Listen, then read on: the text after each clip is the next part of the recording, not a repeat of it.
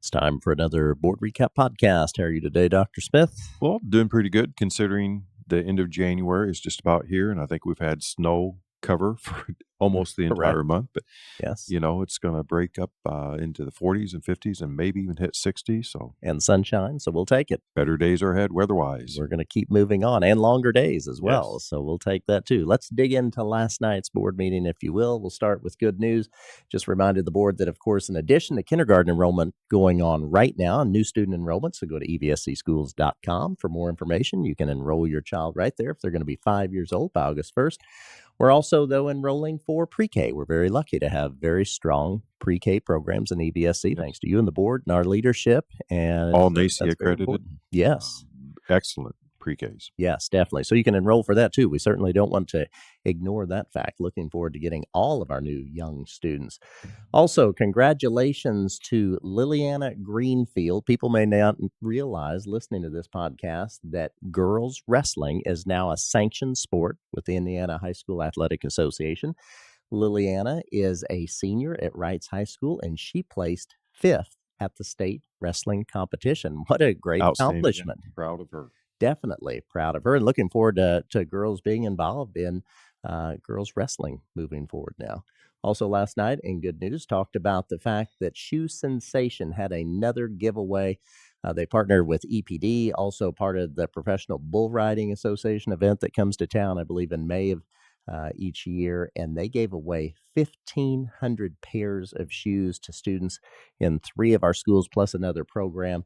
And boy, what a great day for those students. And do we ever appreciate their generosity? Yes, we do. And then also, last but not least, we say a big good luck, best wishes to the North High School dance team. They're known as the Huskettes. Once again this year, they are competing in a national competition for school dance teams. I believe they leave any day now. The competition is at the end of this week. So they certainly represent North High School and EVSC in fine fashion. They work extremely hard, as do all of our cheer and dance programs. And we wish them the best. Yeah, absolutely. And that takes care of good news. If you would, take us into consent items. All right. We will jump down to consent item 3.02, consideration allowance of payments. This pay period, it's $11,732,864.76. So for this period of time, it would be our state taxes or contract driver payments. We have one net payroll, cafeteria supplies, and then we had a large payment for our property and casualty. Sure, easy for somebody else to say. Property and casualty premium to pay. So that is payable 2 times a year. That was $632,000, and then we also had a large payment for energy savings contract that we've executed, but that actually pays for itself. And then moving on then to item 3.03, the next several or next 2 items are really because of this time of year, there are some financial,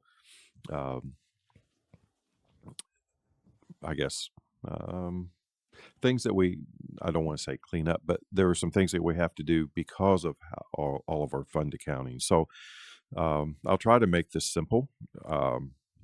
So these are unexpended appropriations. So appropriation is the authority to spend money provided you have the cash to back it up. Permission. Right. So permission, but then also encumbered. So that's another word that probably doesn't just roll off your tongue. So Right. Encumbered things are basically when we say we want to take money that we have from 2024 and use it in 2025 because we don't want to use 2025 money. So these basically are things that were completed in 24 but billed later, but we want to make certain that we use the permission and the money that we have from 2024 for things that incurred in 2024. But just because of the calendar, sometimes that doesn't always work out. So you will, if you are viewing this on the podcast, you'll see that the education fund is a relatively large dollar amount there, nearly $5 million, but $3.2 million of that is because the State Department put $3.2 million in our education fund, but then told us we had to transfer that out to another fund because those were for curricular supplies. And so they, for I guess their convenience, transferred it into our education fund, but because of State Board of Accounts, it cannot stay there. We have to transfer that out. That's just one example. Like operations funds that due to contracts, bond related contracts for bond, special funds, really art supplies that have been purchased but then had not been billed for, and then state and federal funds. There are some contracted services there. So all of that totals the $7.7 million.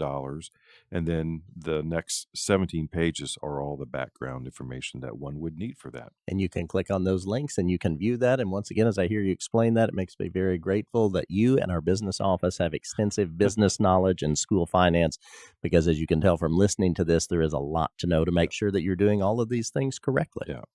And really, it is as simple to say, look, I have the money from 2024 and I had the permission to spend it in 2024. That kind of dies at the end of 2024. Mhm. But I want to take that permission and the money into 2025 to use those funds so that we don't use the funds and the permissions that we have for 2024. Obviously, planning is very vital in Yes, this. it is. So now moving on to item 3.04, consideration to approve the resolution for the transfer of appropriations within the 2024 budget. So as we just talked about in item 3.03, appropriations, which really is the authority to spend the funds, just like any household budget, sometimes you don't spend as much in one budget area as you anticipated, but because of other things that come up, you overspend in another area.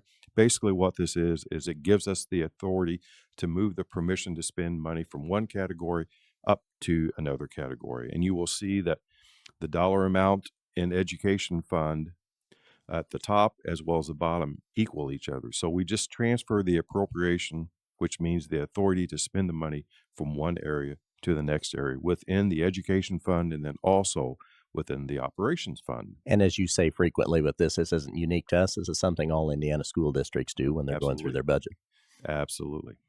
Then item 3.05, consideration approve the professional services consultant agreement with Valinda Stubbs.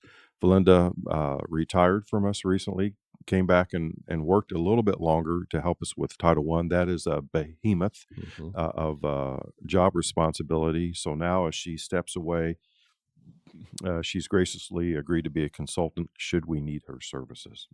Item 3.06, consideration approved change order number 1 for Harrison High School brick and coping repair project of 2024. So you will see change orders. This is really just one change order with 5 different areas.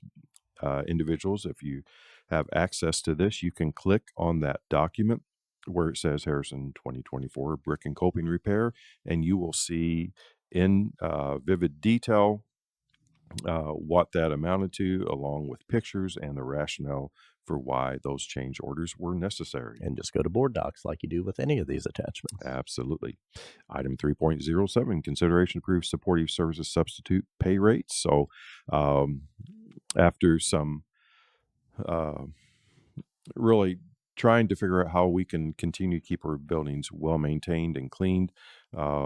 Substitutes provide a valuable service for us. So we have individuals that have retired from us that would come back and from time to time assist with that when we need substitutes. So this is the proposed substitute rates specifically for custodians, and we thank them for what they do. And then finally, under consent, item 3.08, consideration to approve driver-owned equipment contracts. We're adding for the first time, really since I can recall, because we've had 60 contract driver routes for a long, long time. We're going to add a 61st, and that will help alleviate some of the wait lists that we have at Harrison High School. We're going to be able to take 33 students off that list. And the last time I saw, the wait list is down to around 50 Yes, students, it is. which is great for an entire district. So we appreciate the board's willingness to allow us to add another contract, driver-owned contract. And again, as you just said, these are individuals that own and drive their own school Right. bus rather than working for our transportation office.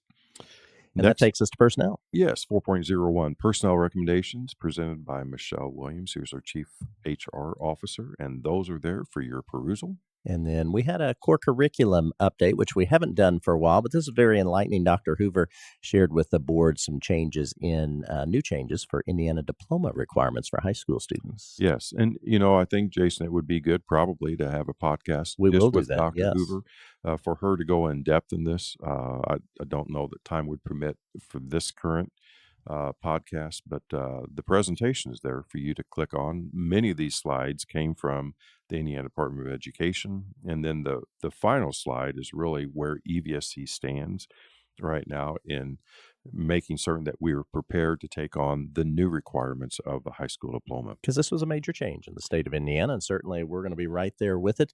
But I think it's important for people to be aware of this. Absolutely. And then action items from last night, 5 So, of them. action item 6.01, consideration to adopt policy 7021, which is our pest control and use of pesticides. The General Assembly enacted new statutory requirements.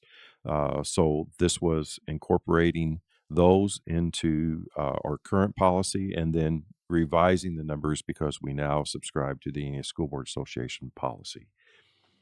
Item 6.02, consideration to award the contract for the 2025 turf replacement project for Bundrent Stadium at North High School. So this will replace the turf at the stadium, and then also I think it takes care of some uneven pavers at the entry of Bundrent Stadium just to make certain that everything is very safe there. So Bundrent Stadium opened up in 2012. So got about 12 good years out of that. And I know Steve Scheller over our facility is very pleased with what Right. we've been, because that is all of our fields at our stadiums get a lot of usage. This one in particular definitely does. So pleased that we got that long, and Yep. looking forward to a new turf, which will look Correct. great and be very safe for our students. Absolutely. 6.03, consideration award the contract for the Teacup Elementary School parking lot paving project of 2025. So this is the parking lot that is across the street and certainly is in need of some TLC. So that will be done this summer. Item 6.04 and 6.05 both have to do with one-to-one devices. So in grades 2, 3, and 4, they will be the Chromebooks that our students use. And then for kindergarten and first grade, they will be Apple iPads and the congruent software that goes along with those. Okay. And then that took us into quite a few items for information last night. Yes, so 7.01 and 7.02 in our continued effort to make certain that our network is upgraded and um, certainly doing everything that the demands Lots of dictate. demands. Absolutely. So we're blessed to be able to utilize E-rate discounts. So that is about an 80% discount. So uh, Joe Herdink, who's Chief Technology Officer, did a request for proposals. 6 or 7 proposals were provided. So then, based upon a rubric that evaluated all of the proposals, then they came up with the individual or the company that then would be the winner of that bid, and he provided that information to the board at a board meeting Monday night, both for 7.1 and 7.02. And then 7.03, continuing the technology vibe that we have here, a consideration to approve the purchase of teacher devices. So as an information item, he presented the fact that we would like to purchase 942 teacher devices for our middle grade and high school grade teachers. And these would be the HP ProBook 440s. So did some surveying with their teachers and asking what they need in devices. And they asked for a little bit larger device, a little larger screen. So that is really what this does for them. And then 7.04, consideration award the contract for the Harrison High School Chemistry Lab remodel of 2025. And really excited to see this move forward. We had bids from 4 different contractors, and then Steve Scheller let the board know who the lowest best bidder was, and then we will ask for the board's approval of that in an upcoming meeting in February. Then when we look at 7.05 all the way through 7.10, these are the monthly financial reports that Dr. Underwood provides the board.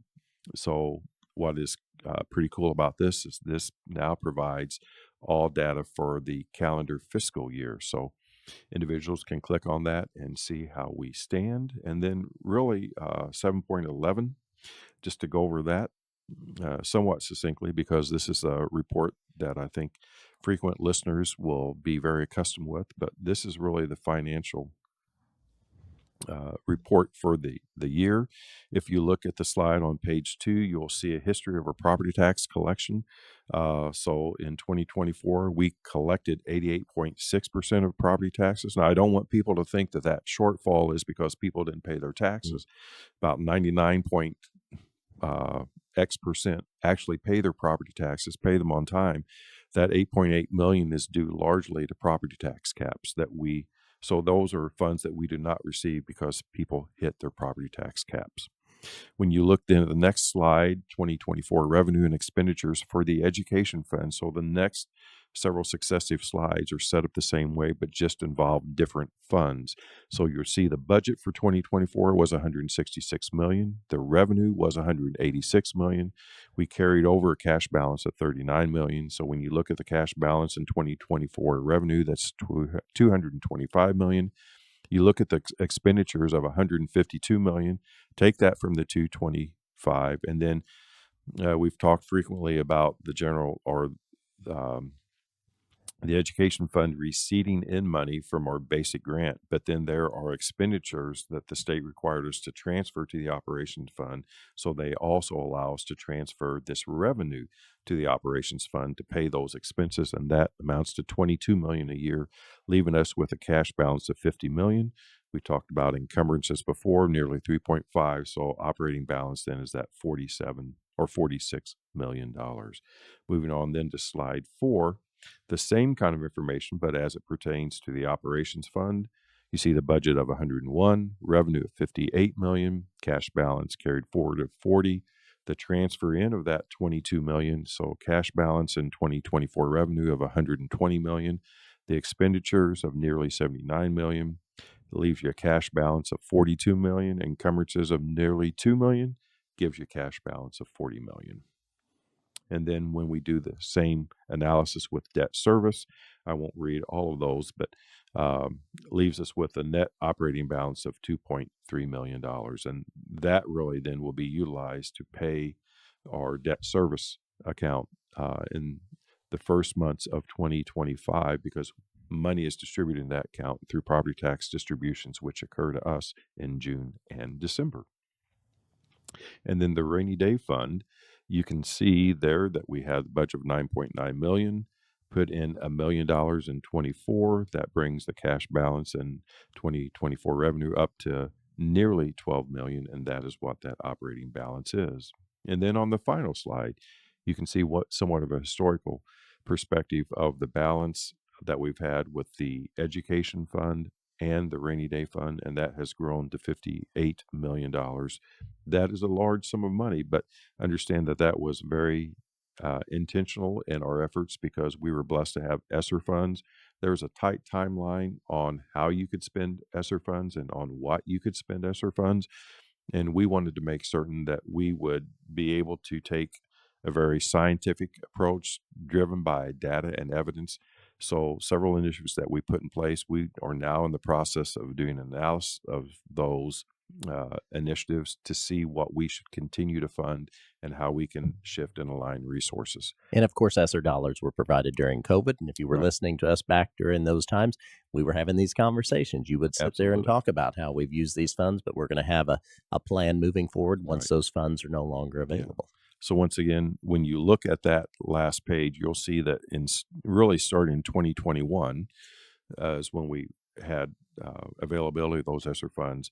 Those cash balances grew to a peak in 2024. Now, I will tell you in 2025, those numbers will start receding. Okay. Okay?